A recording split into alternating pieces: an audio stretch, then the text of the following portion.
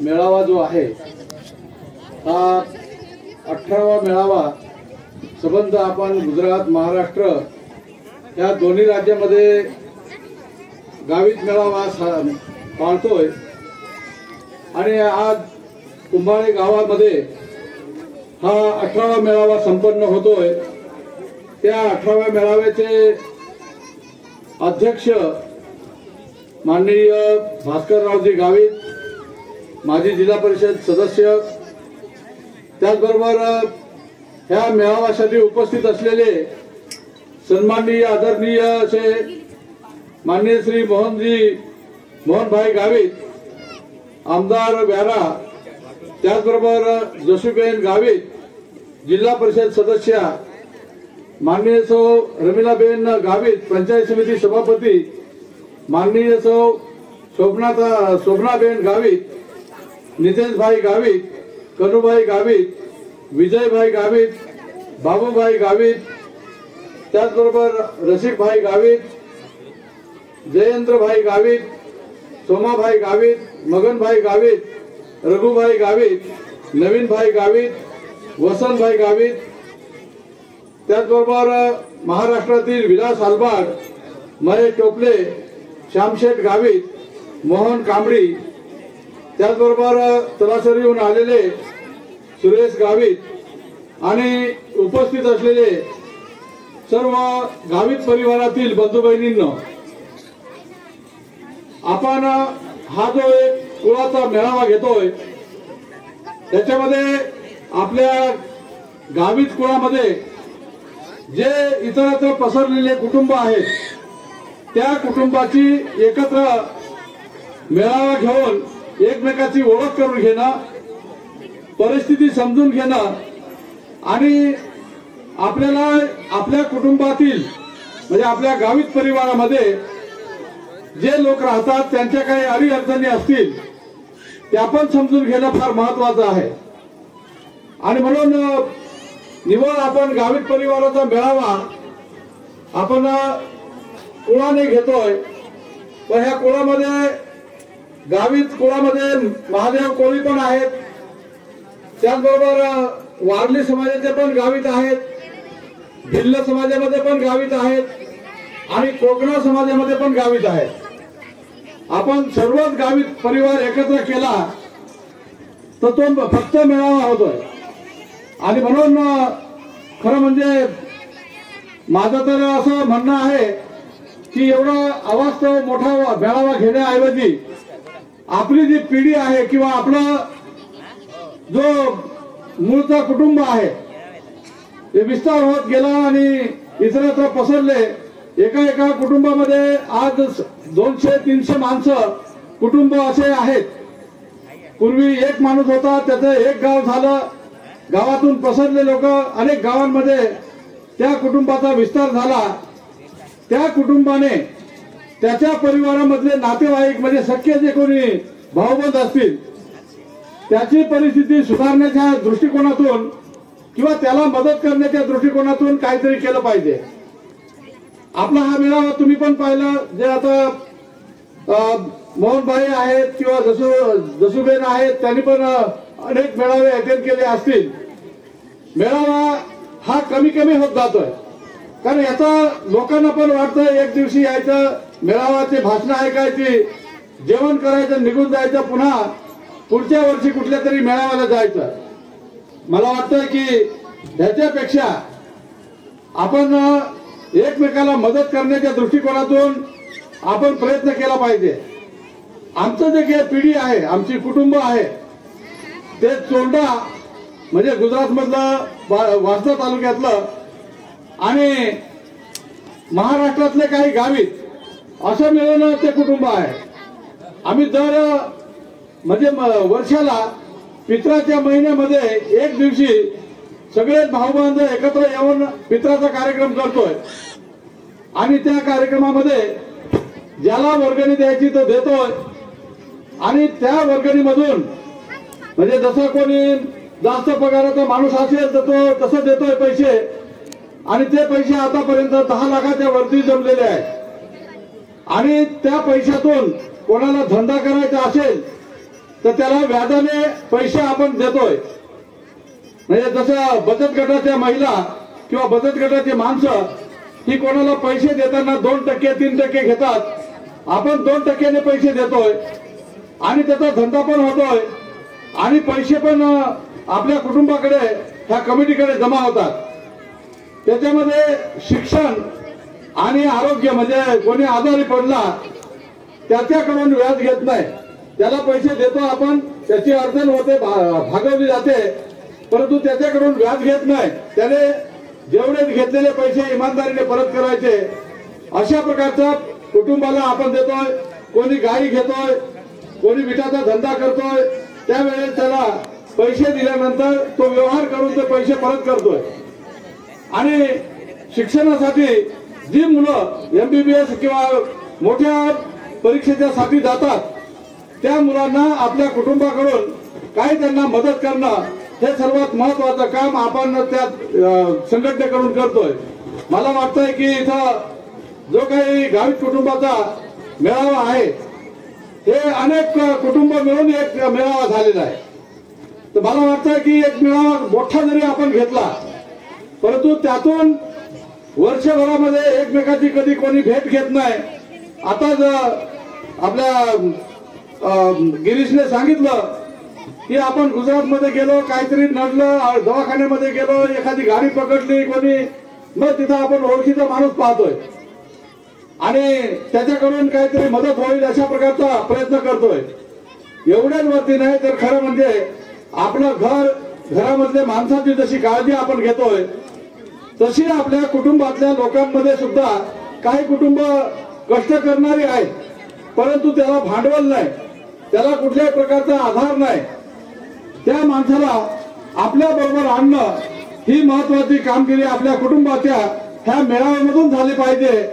तुम्हाला म्हणजे आमच्याकडे माझ्या निरीक्षणामध्ये आलं, राजस्थानचा एक मारवाडी आपल्याकडे आला तर त्याला तो हातात काहीच घेऊन येत नाही, पण त्याच्या आजूबाजूचे 4-5 गावाच्या पलीकडे राहणारे मारवाडी त्याला पैसे देतात, त्याला भांडवल देतात, दुकान सुरू होत आहे आणि हळूहळू ते दुकान चांगलं चालल्यानंतर तो त्यांचे पैसे परत करून देतोय. आपण सुद्धा आपल्या गावित परिवारामधल्या माणसाला आपल्या बरोबर आणण्याच्या दृष्टिकोनातून किंवा आपल्यापेक्षा कमी कोणी गरीब आहे त्या माणसाने, त्या कुटुंबातील आपल्या भावाने आपल्या बरोबर येण्यासाठी त्यांनी पण प्रयत्न केला पाहिजे. आणि अशा प्रकारे आपण आपल्या कुटुंबातील माणसं ही आज प्रगत समाजाच्या शर्यतीमध्ये आपण सुद्धा गेलं पाहिजे. कारण जग फार पुढे वेगाने पुढे जात आहे आणि त्या वेगाच्या बरोबरीने आपल्याला गेलं पाहिजे तर आपण जगामध्ये काहीतरी करू शकतोय. आणि म्हणून त्या दृष्टिकोनातून ह्या मेळाव्याचा जो काही समारोप होईल त्या समारोपाच्या वेळी निश्चित काहीतरी तुम्ही ठरवा, नाहीतर दरवर्षी तुम्ही असेच मेळावे घेतले तर मला वाटतं की ही संख्या सुद्धा कमी कमी होत जाईल. कारण त्याचं आपल्याला जर काही मिळालंच नाही, कोणाला त्याच्यापासून फायदाच नाही, तर मेळाव्याला काही पुढारी येतील पण जे खरे आपले भाऊबंद घरी आहेत ते लोक मात्र येणार नाही, तर त्याचा फायदाच नाही काय, तो घरचं काम टाकून कशाला येईल. आणि म्हणून प्रत्येकाला याच्यातून काही ना काही फायदा मिळेल अशा प्रकारचं काम आपल्या गावित कुटुंबाने केलं पाहिजे. तर याच्यामध्ये मोठी माणसं पण आहेत, जसं मोहनभाई गावित आमदार आहेत, गुजरातच्या कलेक्टर ऑफिसला किंवा अजून गुजरातच्या गांधीनगरला काही काम असेल ते करू शकतात. परंतु आपल्या गावित कुटुंबाचं कुठलंही काम गांधीनगर पर्यंत जाणार नाही. त्याला खरं म्हणजे त्याच्या घरामध्ये ज्या अडचणी आहेत त्या सोडवण्यासाठी आपल्याला प्रयत्न करायचा आहे. जसू बेन सारख्या जिल्हा परिषदच्या सदस्य आहेत, त्या पण लोकांमध्ये काम करतात म्हणून लोक निवडून देतात. आणि म्हणून ही माणसं लोकांमधली आहेत, परंतु लोकांमधली माणसं ही कुठल्या तरी कुटुंबातले आहेत आणि ते गावित कुटुंब आज एकत्र इथं जमलेलं आहे. महाराष्ट्र आणि गुजरात ह्या दोन्ही राज्यांमधले गावित हे आज इथं उपस्थित झालेले आहेत. मला वाटतंय की आपण चांगल्या प्रकारचं भरीव काम करण्याच्या दृष्टिकोनातून आपल्या कुटुंबातील जो कोणी सदस्य आहे त्या सदस्याला वरती आणण्यासाठी किंवा त्याची प्रगती करण्यासाठी जी मदत लागेल ती त्याला आपल्या ह्या मेळाव्याच्या वर्गणीतून मेळाव्याच्या ह्या माध्यमाने आपण त्याच्यापर्यंत पोहोचवली पाहिजे। त्याला सुद्धा चांगल्या प्रकारचे दिवस आले पाहिजेत, त्याची मुलं शाळेमध्ये चांगल्या प्रकारची शिकली पाहिजेत, कॉलेज झालं पाहिजे, IAS IPS अशा प्रकारचे म्हणजे त्याच्यातून तरुण तरुणी पुढे गेल्या पाहिजेत, इंजिनियर मुलं झाली पाहिजेत आणि म्हणून आपल्या ह्या मेळाव्याचा सगळ्यांना उपयोग होईल अशा प्रकारचं त्या दिवशी उद्दिष्ट आपण ठेवू। त्या दिवशी खऱ्या अर्थाने आपला हा मेळावा इथं खूप लोक जमतील, त्यांना सुद्धा ह्या मेळाव्याचं आकर्षण निर्माण होईल, ते सुद्धा मोठ्या संख्येने इथं उपस्थित राहतील अशा प्रकारची मला अपेक्षा आहे। कारण आम्ही पाहतोय आमचा जो कुटुंबाचा मेळावा आहे, आम्ही इतरत्र कोणी बोलवत नाही, आमच्या पिढीतले जे लोक आहेत तेवढेच बोलवतोय आणि तेवढ्या लोकांना मदतही करतोय। त्यामुळे दर वर्षाला पितरपाट्याचा जो महिना आहे त्या महिन्यामध्ये एक रविवार कोणता तरी सरकारी लोकांना पण सुट्टी असेल असा आम्ही कार्यक्रम ठेवतोय आणि त्या कार्यक्रमाला आमच्याच कुटुंबातील आपण बसलेले आहोत एवढे लोक येतात, याच्यापेक्षा जास्त जवळजवळ सगळे मिळून 300 कुटुंब आहेत आमचे, पण 300 कुटुंबाचे सगळा परिवार येतोय। आज आपण हजेरी लावायला आलेलो आहोत, कारण हजेरी लावून आपण निघून जाणार आहोत, कारण पुढच्याच वर्षी मेळावा होणार आहे। म्हणून ह्या मेळाव्यामध्ये तुम्ही निर्णय घ्या, बसा, चर्चा करा आणि आपल्या भाऊबंधाला बहिणीला काहीतरी फायदा होईल अशा प्रकारचा निर्णय आणि काहीतरी उद्दिष्ट ठेवून हा मेळाव्याचा समारोप करावा अशा प्रकारची मी अपेक्षा करतोय। पुन्हा एकदा ह्या मेळाव्याला उपस्थित झाल्याबद्दल सगळ्यांचे स्वागत, माझं भाषण ऐकून घेतल्याबद्दल सगळ्यांचे मनपूर्वक मी आभार मानतोय आणि मी इथं थांबतोय। जय आदिवासी। आणि एक या ठिकाणी सांगायला आनंद होतो आहे की हा रुपेश जो आहे हा आदरणीय JP गावित साहेब यांच्या अवलंबून या आश्रम शाळेमध्ये शिकलेला विद्यार्थी आहे। त्यामुळे पुन्हा एकदा गावितांच्या कामात आलेले या ठिकाणी आपल्या सर्वांसमोर उदाहरण आहे। यानंतर आपल्या गावित परिवारातीलच एक मुलगी, बघा मुलगी शिकली प्रगती झाली असं आपण म्हणतो, म्हणून आज आपला समाज कुठेतरी जागा होतो आहे। श्यामशेठ गावित यांची कन्या आणि भास्कर शेठ गावित यांची नात अश्विनी श्यामराव गावित ही नुकतीच MBBS करून आता MD करते आहे। तिचंही जोरदार टाळ्यांनी या ठिकाणी आपण अभिनंदन करावा। जशीबेन गावित मॅडम यांच्या हस्ते अश्विनीचा सत्कार होतो आहे। जशीबेन गावित जिल्हा परिषद सदस्य यांच्या हस्ते जोरदार टाळ्यांनी बघा आपल्या गावातली मुलगी MBBS डॉक्टर झालेली आहे, म्हणून अश्विनीचा सत्कार या ठिकाणी जशीबेन गावित यांच्या हस्ते या ठिकाणी होतो आहे। जोरदार टाळ्यांनी या ठिकाणी तिचा सत्कार आपण या ठिकाणी करायचा आहे।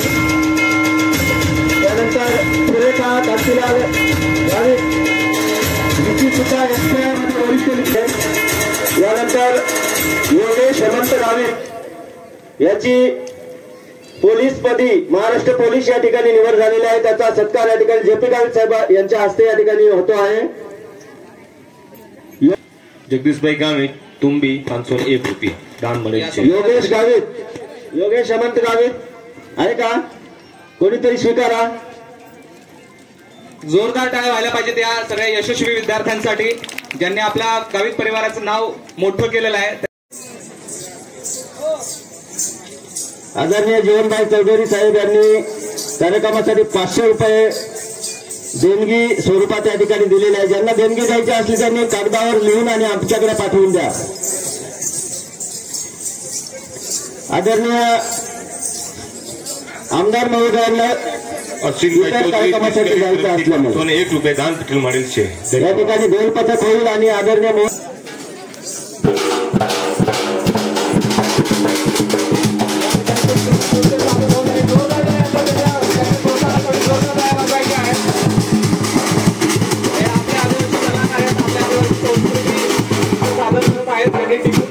त्यांच्यासाठी जोरदार टाळ्या वाजवायच्या आहेत। डोल नृत्य हे आता आपल्यासमोर सादर करत आहेत. डोल नृत्य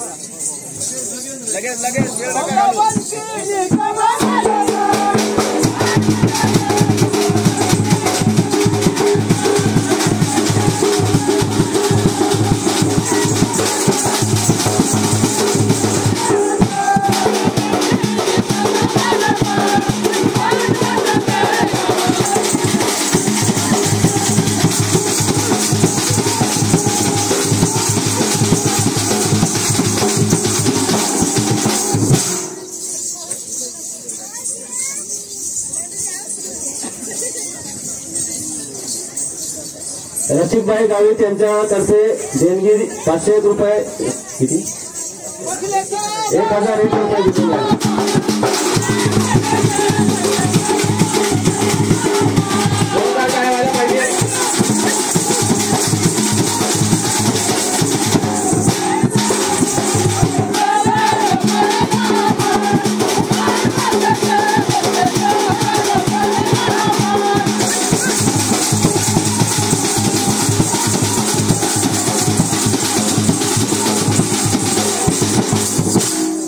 मजूर संघाचे चेअरमन आदरणीय राजेंद्र गावित यांच्यातर्फे 1001 रुपये देणगी प्राप्त झालेली आहे. धन्यवाद.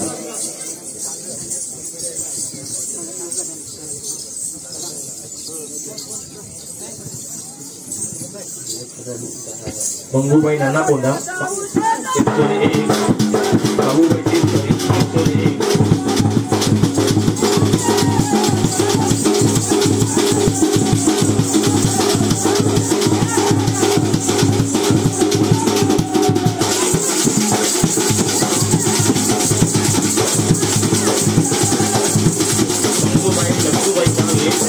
आंबा तलाक 501 रुपया. आता हे 2 लाख नृत्य सादर होत आहे यासाठी देणगी आलेली आहे. आदरणीय गावित साहेबांच्या तर्फे 500 रुपये, मोहन गामडी यांच्यातर्फे 500 रुपये.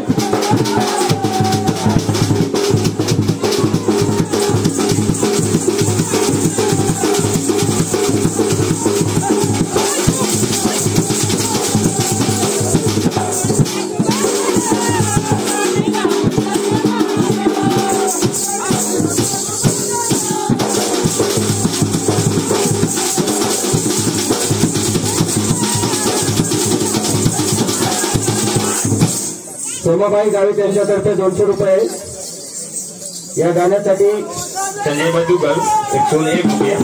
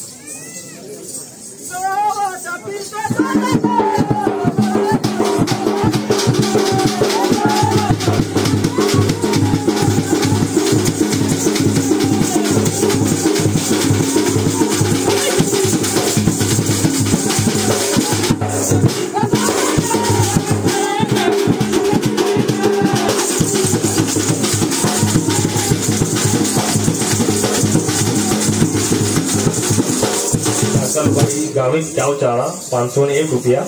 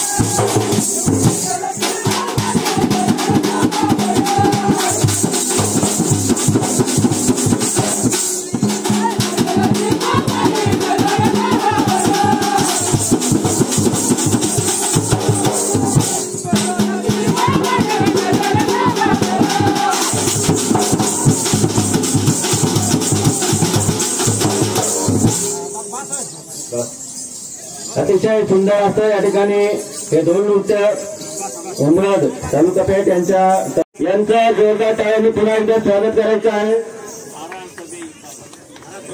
ગુજરાતનો આદિવાસીનો ધારાસભ્ય માટે કામ કરવાનો મોહનભાઈ કામ કરે છે, તો મોહનભાઈનું ફરી એકવાર જોરદારથી સ્વાગત કરીએ આ કુંભારા ગામમાં. અને હવે વિચાર માંગવા આવતો છે અમારો ધારાસભ્ય આદરણીય મોહનભાઈ ગામિત.